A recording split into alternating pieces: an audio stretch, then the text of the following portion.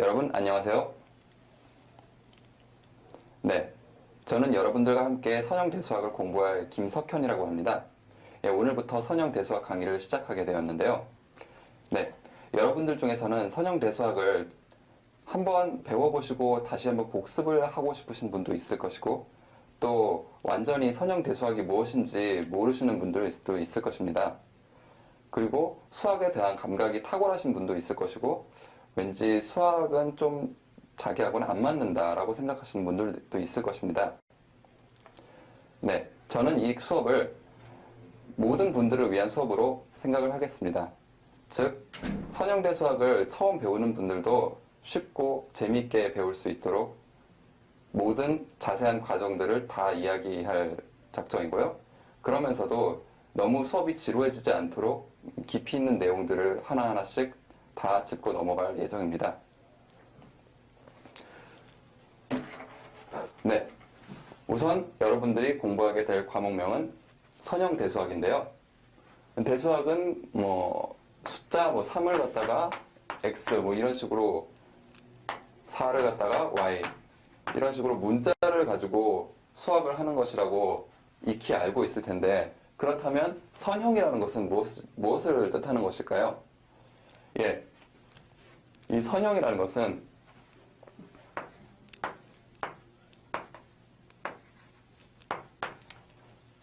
이런 좌표 공간에서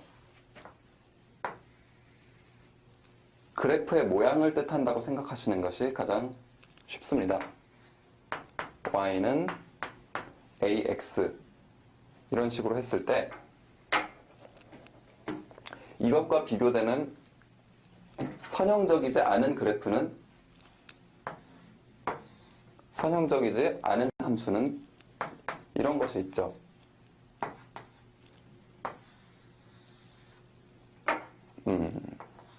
네.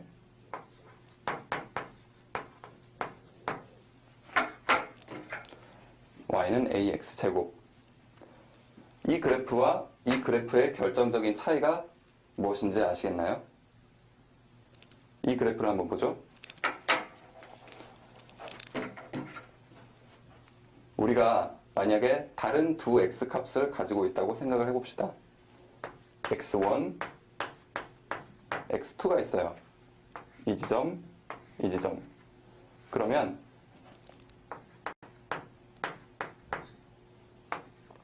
우리는 이 지점에서의 함수값을 알 수가 있고, 이것을 ax1이라고 하고, 이 지점에서의 함수값도 ax2라고 알 수가 있죠. 그러면 이 두 개를 더했을 때, 즉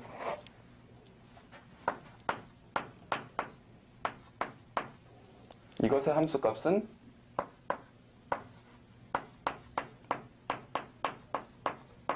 익히 알듯이 이렇게 나올 텐데, 이것은 각각의 함수값을 계산한 다음에 더한 것과 같습니다.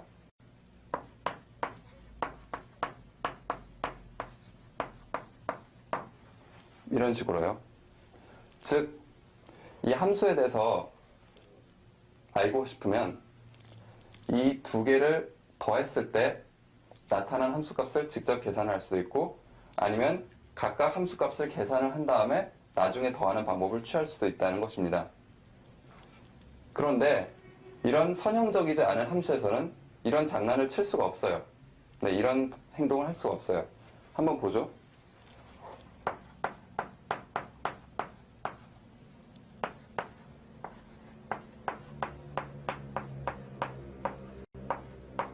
이것을 함수에 한번 통과를 시키고 나면 이렇게 되는데, 이것이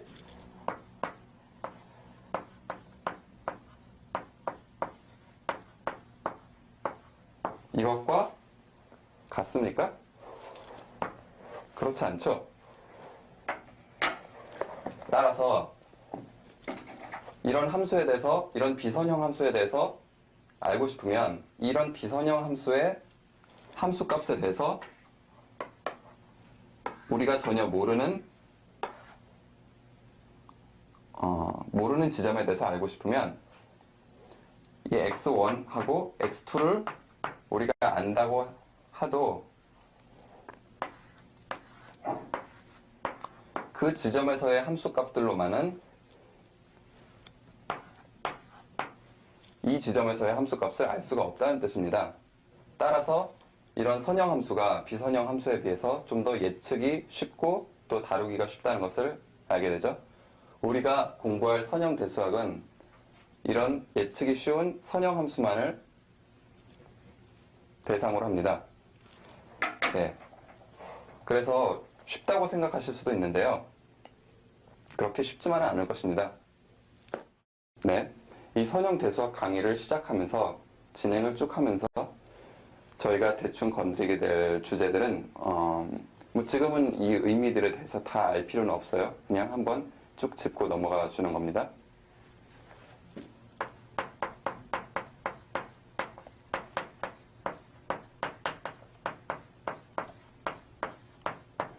우리는 벡터들에 대해서 주로 다루게 될 텐데 이 벡터들의 모임인 벡터 스페이스에 대해서 공부하게 될 것이고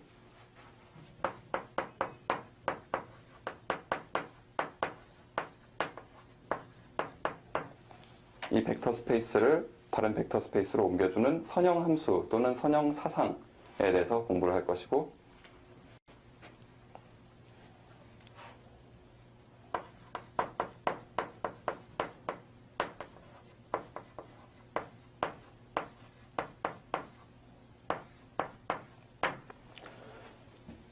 네, 이 두 개에 대해서 배운 내용을 바탕으로 연립방 정식을 풀게 될 것입니다.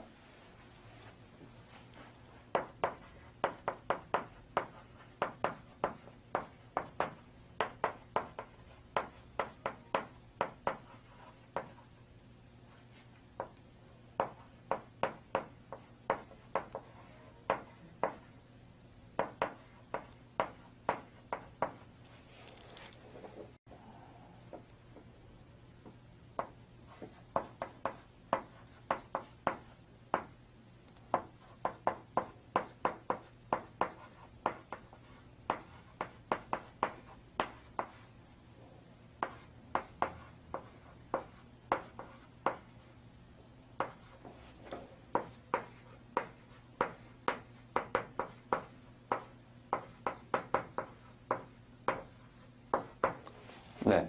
그리고 앞에서 배운 내용들을 토대로 이 행렬에 대한 특징을 나타내는 행렬식, 그리고 대각화, 특성 다항식, 그리고 벡터 스페이스 안의 내적, 그리고 행렬의 여러 가지 분해 정리, 나중에는 조던 캐노니컬 폼이라는 것까지 얘기를 할 텐데요.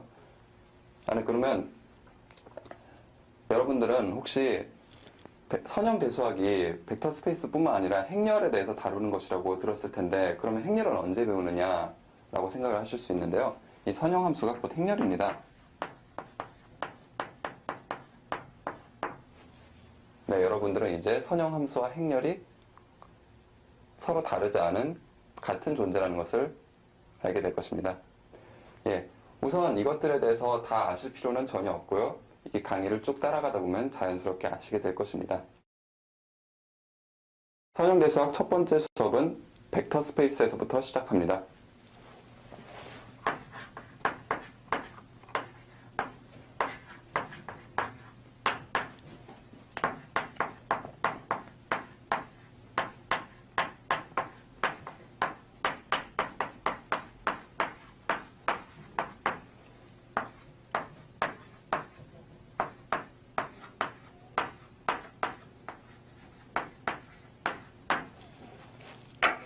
예, 벡터 스페이스라는 것은 벡터들이 모여있는 공간이라는 뜻입니다. 그래서 우리말로 쓸 때 벡터 공간이라는 말을 많이 쓰고요.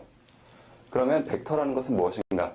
여러분들은 중학교 때, 고등학교 때 또는 대학 물리학 시간에 벡터에 대해서 배운 기억이 있을 것입니다.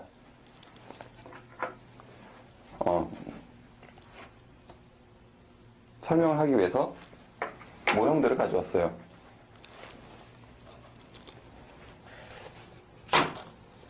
자, 이렇게 보시다시피 크기가 있고, 자, 길이가 있고, 방향이 있는 화살표를 벡터라고 합니다.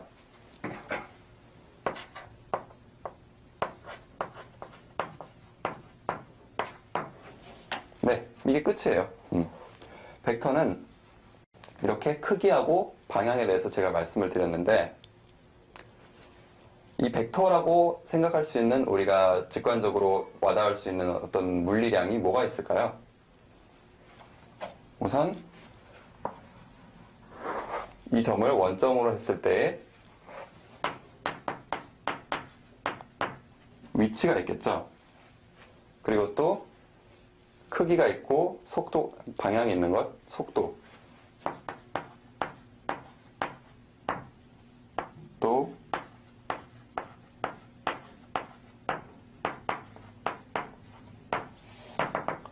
속도, 가속도, 힘 등등 여러 가지 양들을 우리는 벡터라는 수학적인 실체로 단순화를 시킨 다음에 계산을 합니다.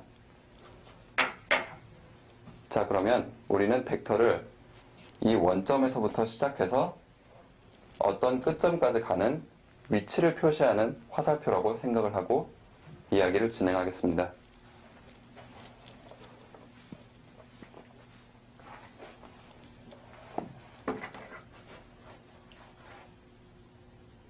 자, 벡터들 간에는 덧셈이 가능하다는 것을 아마 배우셨을 거예요.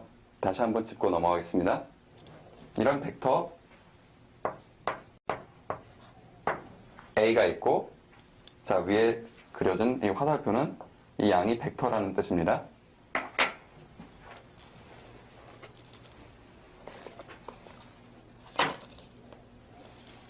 또 다른 벡터 B가 있습니다.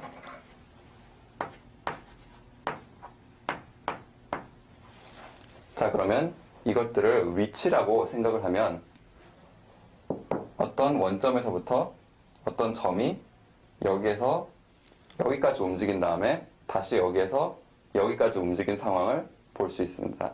생각을 할 수가 있고요. 그러면 최종 위치는 여기서부터 여기까지 움직인 것이 될 텐데요. 그러면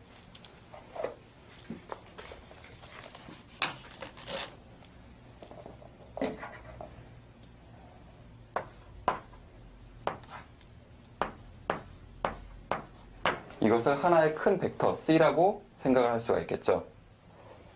어떤 점이 여기에서 여기까지 움직였다가 다시 여기로 움직이는 것을 C라는 한 벡터로 그냥 나타낼 수 있으므로 우리는 이 상황을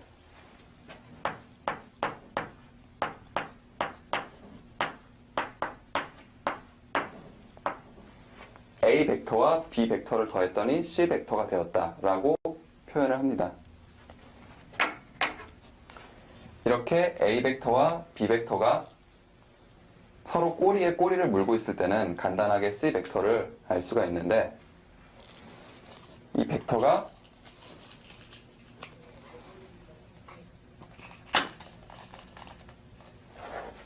둘 다 처음 시작점에서 출발하는 것을 그려놨다면 이 C 벡터는 어떻게 알 수가 있을까요? 네, 평행사변형 방법이라는 것을 우리가 생각을 할 수가 있죠. 여기에 A 벡터가 있고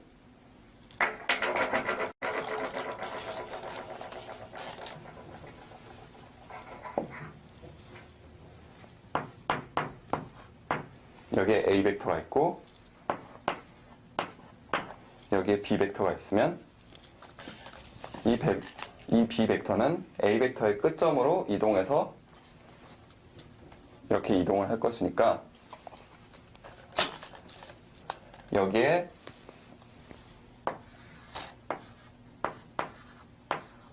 평행한 벡터가 있는 것을 생각을 하고 여기 있는 B 벡터, 여기 있는 B 벡터, 그리고 여기 있는 A 벡터가 이쪽으로 이동을 했다고 생각하고 평행사변형을 이렇게 그려줍니다.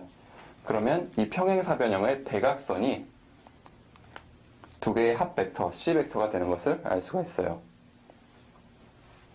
이 평행사변형에서 또 하나 우리가 알 수 있는 사실은 벡터를 더하는 데는 순서가 상관이 없다는 거예요. 여기 있는 C는 A 벡터에서 B 벡터가 더해진 것이라고 또 볼 수 있지만 이 평행사변형을 우리가 보다 보면 B 벡터가 여기 있고 여기에 A 벡터가 더해진 것이라고 볼 수도 있죠. 따라서 여기에서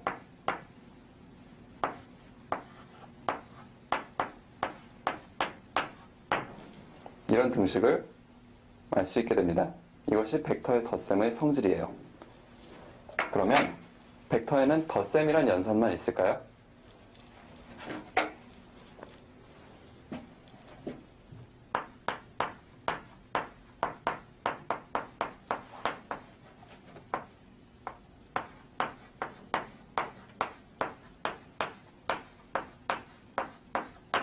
벡터에는 또 다른 상수배라는 연산이 있습니다.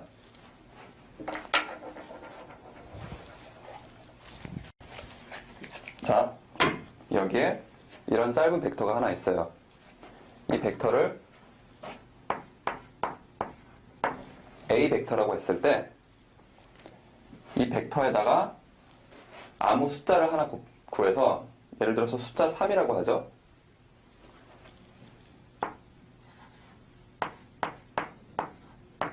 (3) 곱하기 A 이렇게 짧게 써서 3A 이렇게 숫자와 벡터를 곱하면 우리는 이것을 어떻게 정의를 할까요? 네, 눈치가 빠르신 분이면 알겠지만 이것은 A 더하기 A 더하기 A 해서 A 벡터보다 길이가 3배 더 긴 또 다른 벡터, 방향은 같지만 길이만 3배인 다른 벡터를 뜻하는 그런 표현이 되죠.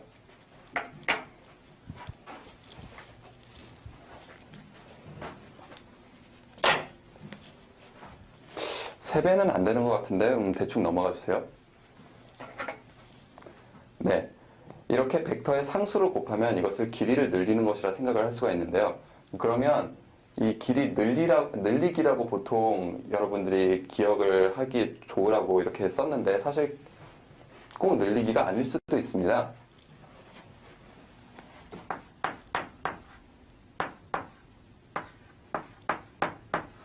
벡터에다가 어떤 숫자를 곱해서 어떤 숫자 C를 곱해서 CA라는 새로운 벡터를 만들었을 때 이 C가 아까 3 같은 경우에는 3배 늘어나지만 그건 만약에 뭐 2분의 1 같은 경우에는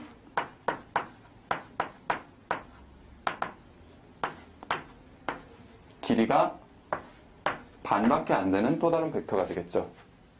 네, 그러면 0을 곱하면 어떻게 될까요?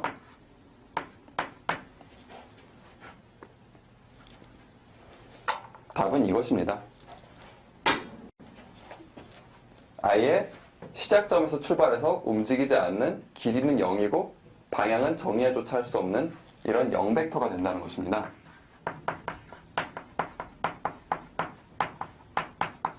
(0벡터는) 보통 0 위에다 벡터를 이렇게 표시해서 나타내는데 가끔 등장하게 될 테니까 잘 기억을 해두시고요. 그러면 아예 음수를 곱해버리면 어떻게 될까요? 마이너스 1을 곱하면 어떻게 될까요? 네, 눈치가 빠르신 분은 아시겠지만 원래 벡터 A와 이 마이너스로 곱한 마이너스 A 벡터는 두 벡터가 더해져서 0벡터가 돼야 되죠.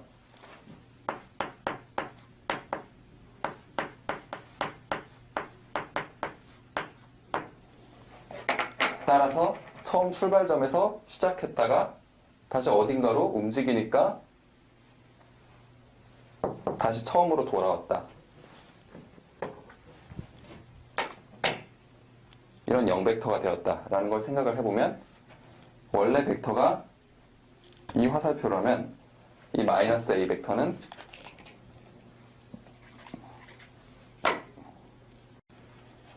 길이는 같고 방향은 완전히 반대인 이런 벡터가 되겠죠. 예, 여러분들은 이제 벡터의 덧셈과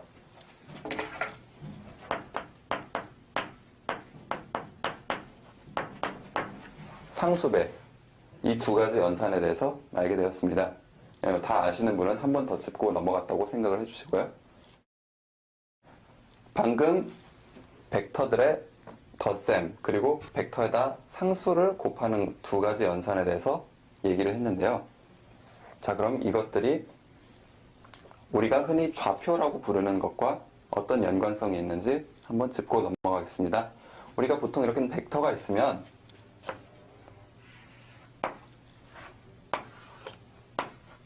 벡터 그 자체를 그대로 그냥 생각을 하기보다는 꼭 이렇게 좌표를 그어서 생각을 하는 경우가 많은데요. 2차원상의 벡터이니 이렇게 두 개의 좌표축을 그어서 생각을 해보면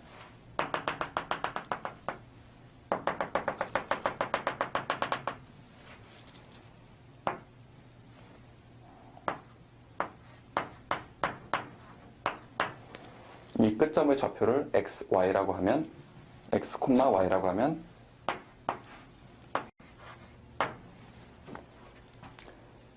이것이 이 벡터의 모든 것을 나타내는 정보가 다 들어있죠. 이 안에는 길이도 있고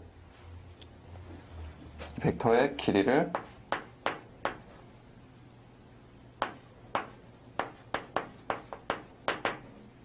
이렇게 표현한다면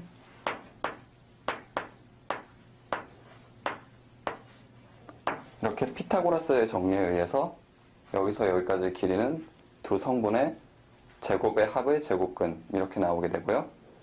어떤 벡터가 있을 때 이 벡터의 길이를 보통 이렇게 많이 씁니다. 그리고 방향은 이 x와 y의 비율에 의해서 또 결정이 되죠.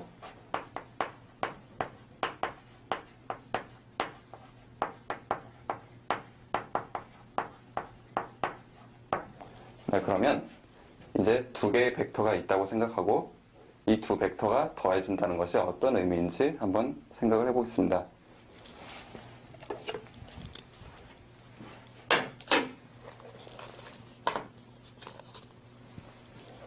아까 말씀드린 두 개의 벡터 A와 B가 있어요.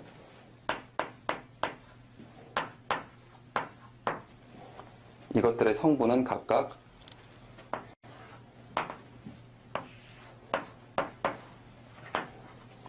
이런 좌표 위에 올려놨을 때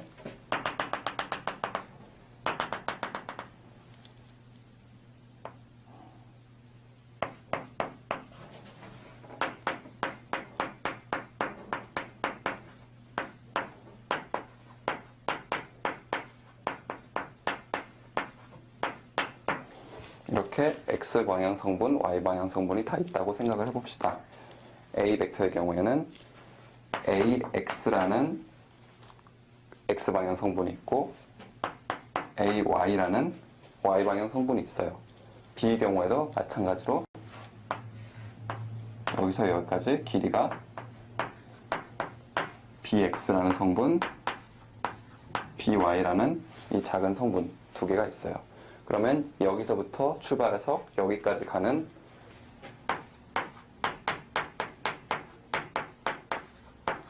이 C라는 두 개의 합벡터는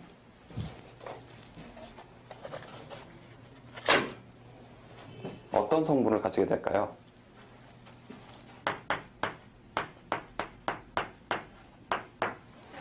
네, 이 C의 X방향 성분은 이 두 X방향 길이를 더하는 것과 마찬가지가 되고 이 Y방향 성분도 이 두 Y방향 길이를 더한 것과 마찬가지가 됩니다.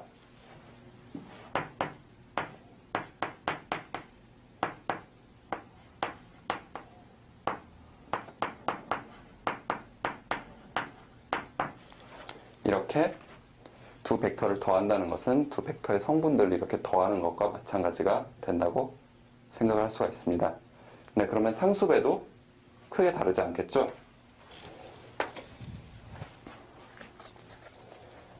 상수배는 여기서 직접 설명을 하겠습니다.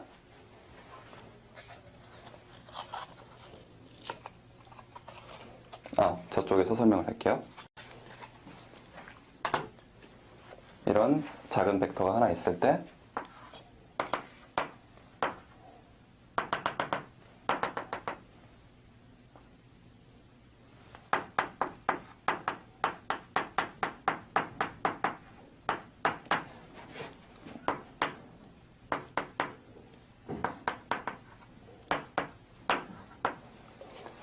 X방향으로 AX, Y방향으로 AY 방향의 AY 성분을 가진 벡터가 있을 때 이것을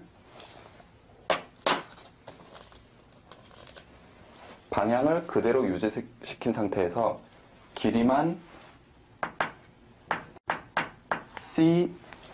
C만큼, C배만큼 이렇게 길게 한 또 다른 벡터가 있다면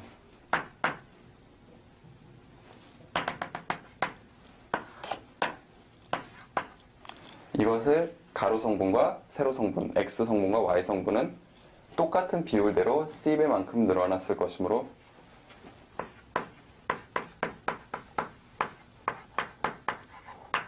이렇게 성분들에다가 각각 C만큼 곱한 것과 같게 됩니다. 네, 우리는 이렇게 덧셈과 상수배에 대해서 기하학적인 모형을 통해서 성질을 알게 되었는데요. 벡터의 덧셈이라는 것은 이렇게 성분으로 나타냈을 때 각각의 성분끼리 더한 것을 벡터의 덧셈이라고 할 수 있고, 각각의 성분의 상수배만큼 곱셈을 한 것을 벡터의 상수배라고 할 수 있는 것을 알았습니다. 자, 여기에서 성분에 대해서 쭉 얘기를 하다 보니까 한 가지 주의해야 될 것이 있는데요. 자, 저는 맨 처음에 이야기를 시작할 때 여기에 벡터를 놓고 그 다음에 좌표계를 그어서 이제 이 벡터의 성분을 알아냈습니다. 그러면 이것 말고 또 다른 좌표계를 그리는 것도 가능하겠죠?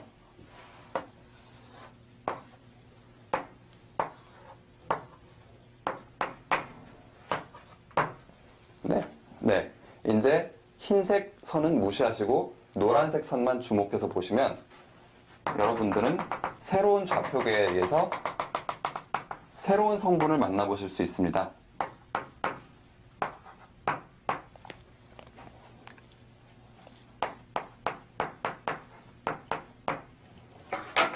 즉, 벡터라는 실체는 하나로 고정되어 있지만 이것을 어떤 좌표계를 쓰느냐에 따라서 x, y라고 표현할 수도 있고 x', y'이라고 이렇게 다른 숫자로 표현할 수도 있다는 것입니다.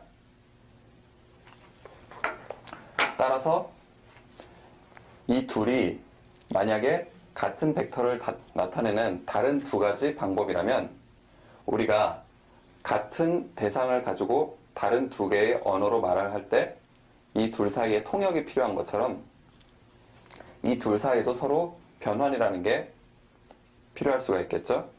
이것에 대해서는 나중에 말씀드리겠습니다. 다만 지금 기억하셔야 할 것은 벡터라는 실체가 하나 있어도 이것에 대해서 좌표로 나타낼 수 있는 방법은 여러 가지가 있고, 따라서 이 좌표가 이 벡터를 나타낸다고 말을 하기 위해서는 우리가 좌표계를 딱 고정을 시켜야 된다는 것입니다.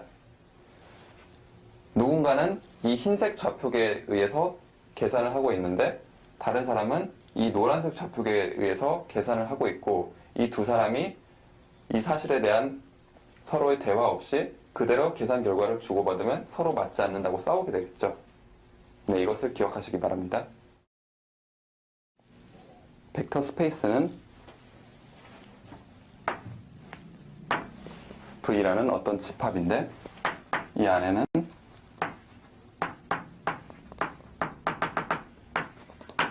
무수히 많은 원소들이 있어요. 무수히 많을 수도 있고, 뭐 유한할 수도 있고, 뭐 없을 수도 있고, 뭐 등등등 어떤 집합이 있다고 일단 생각을 해보세요. 이 안에 있는 이런 원소들을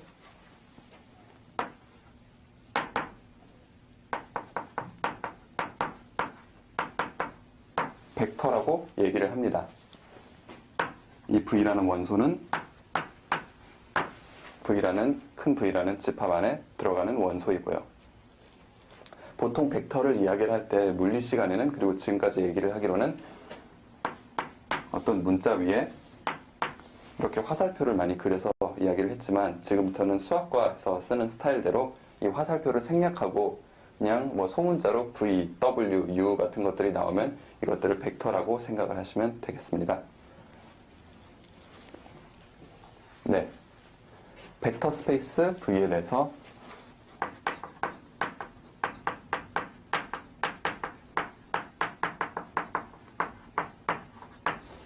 이 안에 들어가는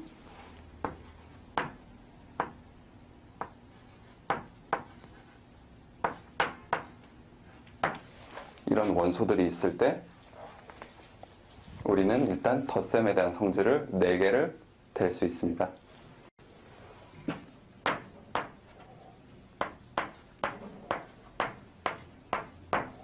이 4가지 성질들은 지금부터 쭉 나열을 하겠습니다.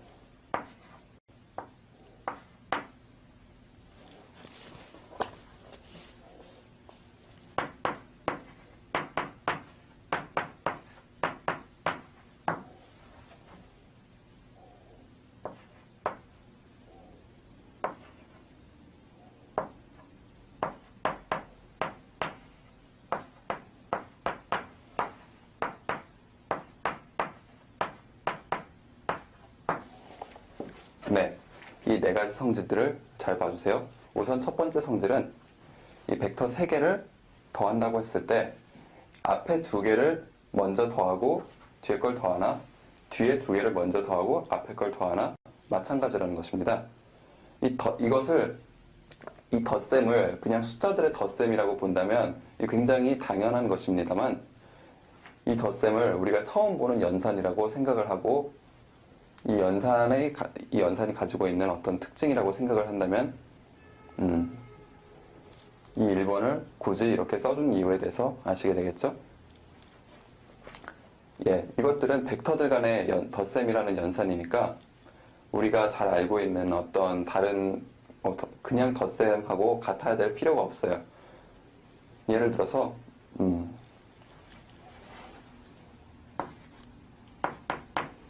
여러분들은 수학 시간에 이런 예제를 좀 보셨을 거예요. A하고 B 사이에 이런 별표라는 연산을 가지고 A 곱하기 B 더하기 B 제곱 이런 식으로 정의를 하자. 이렇게 한 다음에 이 연산에 대해서 막 여러 가지 성질들을 얘기하는 것이요. 그러면 이 연산에 대해서 이렇게 이런 성질, 이 연산에 대해서는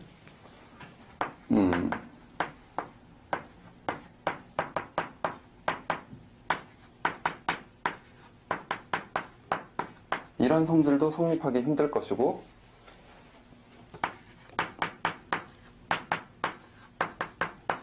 이런 성질도 성립하기 힘들 것이에요.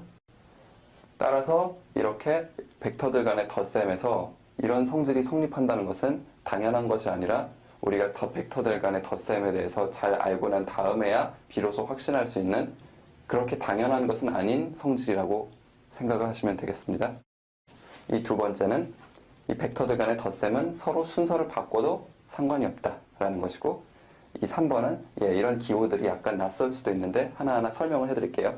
이것은 어떤 원소가 존재한다라는 뜻입니다. 여기 이자를 거꾸로 써놨는데 이것은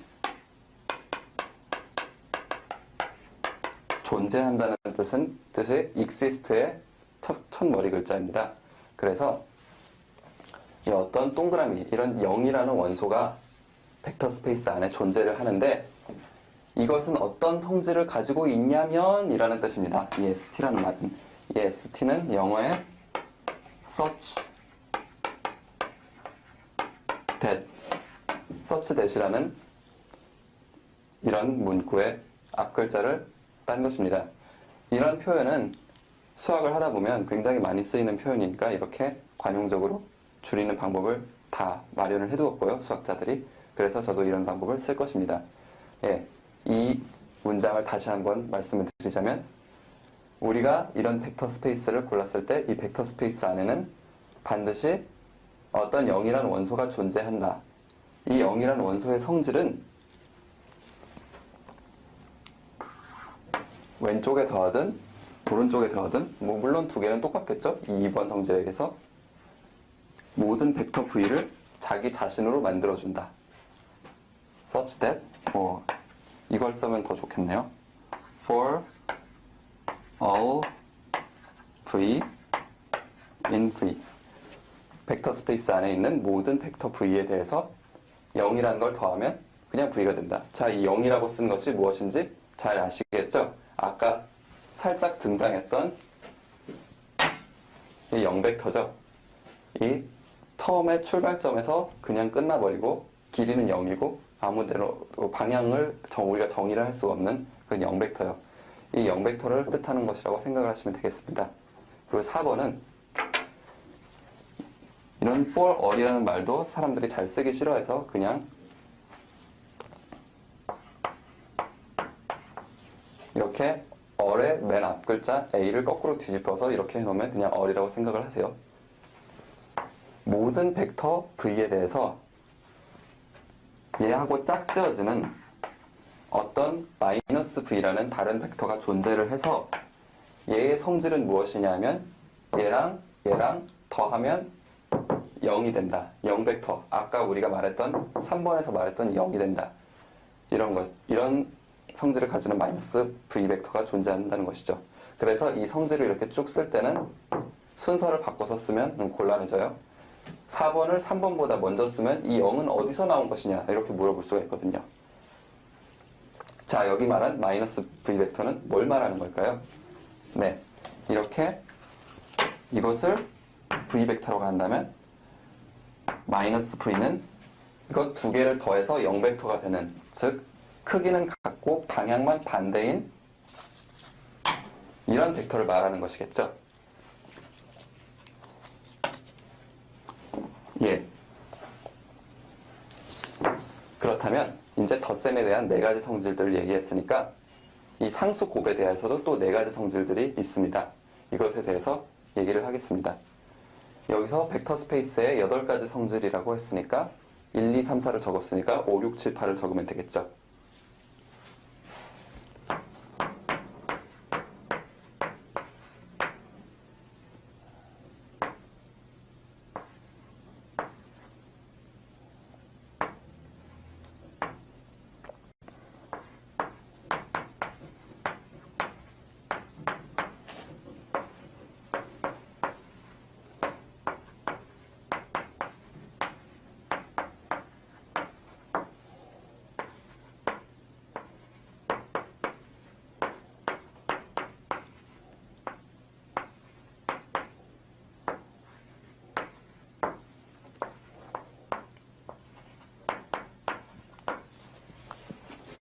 이렇게 5, 6, 7, 8 벡터 스페이스의 상수 곱에 대한 네 가지 성질들을 적어봤는데요. 네, 이 첫 번째 식의 의미는 A와 B 두 개의 상수를 갖다 먼저 곱한 다음에 이걸 가지고 V의 상수곱을 하나, V의 B로 먼저 상수곱을 한 다음에 A로 상수곱을 하나 같다는 것을 의미하는 거고요. 6번은 두 상수를 더한 다음에 곱을 하나, 각각 곱한 다음에 더 하나 같다는 것. 그리고 7번은 6번에서 말했던 성질이 숫자와 벡터 스페이스, 벡터를 바꿔서 이렇게 숫자에다가 벡터 두 개를 더한 걸 곱하나, 숫자에다가 벡터 두 개를 이렇게 각각 곱해서 더하나 같다는 것. 그리고 8번은 마지막으로 이 숫자 1이라는 것을 벡터에 곱하면 그냥 자기 자신이 나온다는 것을 이야기하는 거예요. 이것들을 연산에 관련된 용어로 이야기를 하자면 1번과 5번은 이렇게 괄호를 치는 순서, 즉 연산을 하는 순서에 따라서 이 연산의 결과가 달라지지 않는다. 이것을 결합법칙이라고 하고요. 2번, 이것을 덧셈의 순서를 바꾸어도 결과가 달라지지 않는다는 것을 교환법칙이라고 하고, 이렇게 6번, 7번 이렇게 덧셈과 곱셈이 서로 이런 관계를 가진다는 것을 분배법칙이라고 하죠. 그리고 3번, 4번은 가만히 보면 어떤 연산을 했을 때 연산을 해도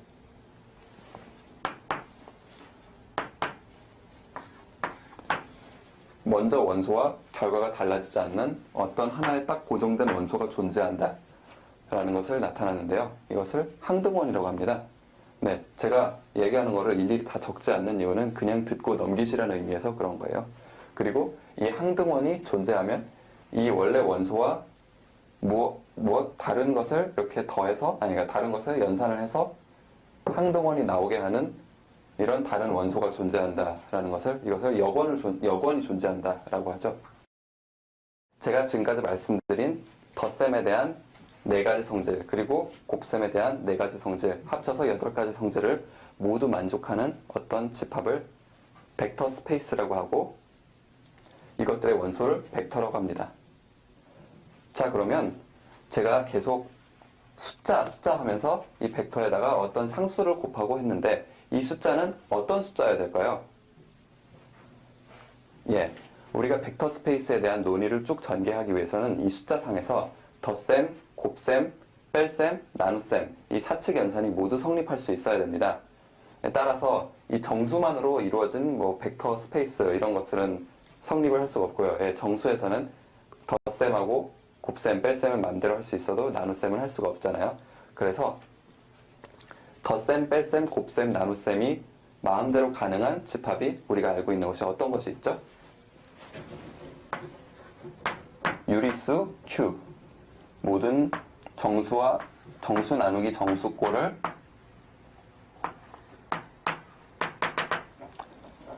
이렇게 분수들이 속해 있는 집합이죠.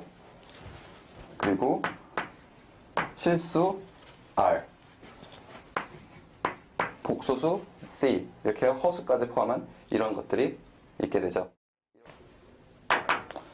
이렇게 유리수, 실수, 복소수처럼 덧셈, 나눗셈, 곱셈, 덧셈, 뺄셈, 곱셈, 나눗셈, 이 사칙 연산이 자유롭게 되는 숫자의 집합을 필드 또는 우리말로 채라고 합니다. 따라서 우리가 어떤 벡터 스페이스를 말을 할 때는 벡터 스페이스 자신뿐만 아니라 어떤 채, 어떤 필드 위에서 이 벡터 스페이스가 성립이 됐는가를 얘기를 해야 되고요.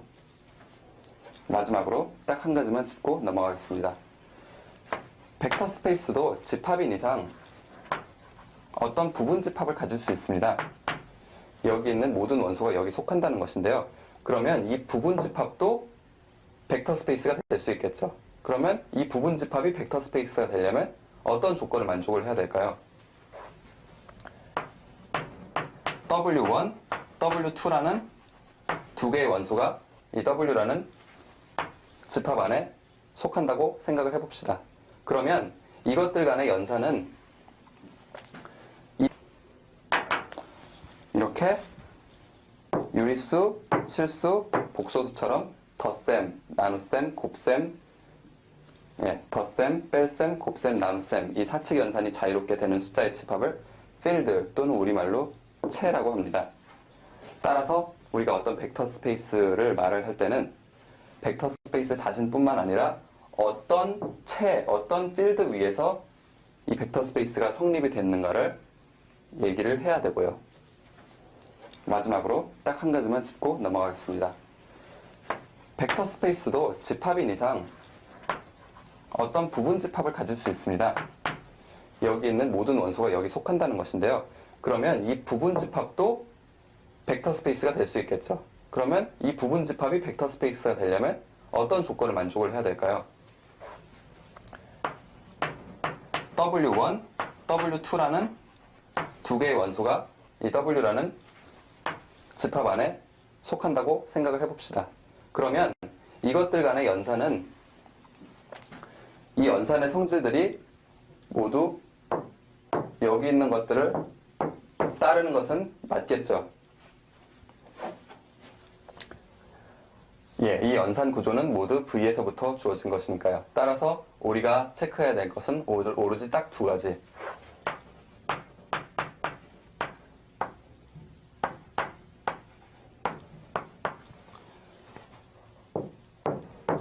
이 집합이 덧셈 연산에 대해서 닫혀 있는가, 이 두 개의 벡터를 더해도 이 안으로 들어가는가, 또 어떤 상수 C에 대해서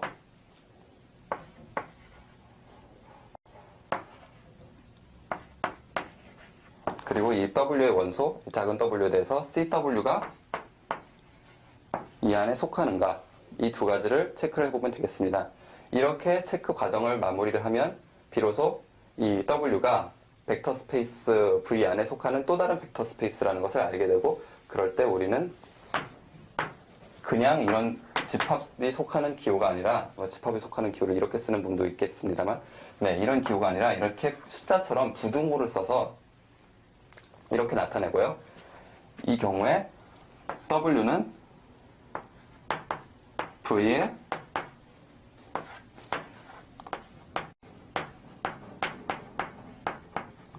서브스페이스, 즉 부분 공간, 부분 집합이면서 벡터 스페이스다, 이렇게 얘기를 합니다. 서브스페이스라는 단어가 여기에 등장을 했으니까 잘 기억하시고요. 예, 그러면 우리는 오늘 좀 길긴 했지만 벡터의 덧셈과 상수곱이라는 연산, 그리고 벡터 스페이스가 되기 위해서 필요한 여러 가지, 이 8가지 조건들, 그리고 서브스페이스에 대해서 알아보았습니다.